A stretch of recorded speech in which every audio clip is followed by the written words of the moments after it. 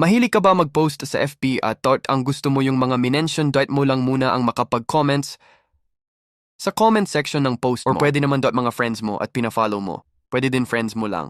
Or kahit sino pwede mag-comment sa post mo na ay pindutin ang FB profile mo. Scroll up at pumili lang sa mga uploads mo. For example ay itong video na ito, pindutin lang ang 3 dots.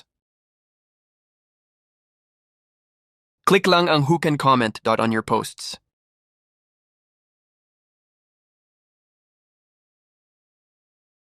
Una ay kung lahat ay pwede mag-comment sa post mo, click mo ang public.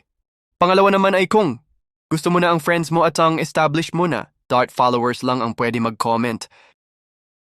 Pangatlo kung friends mo lang ang gusto mo mag-comment. At ang pang-apat kung profile at mga pages lang na mini-mention mo. Ang makakapag-comment sa post mo, kung nakapili na, ay pindutin po ang done. At okay na po yan.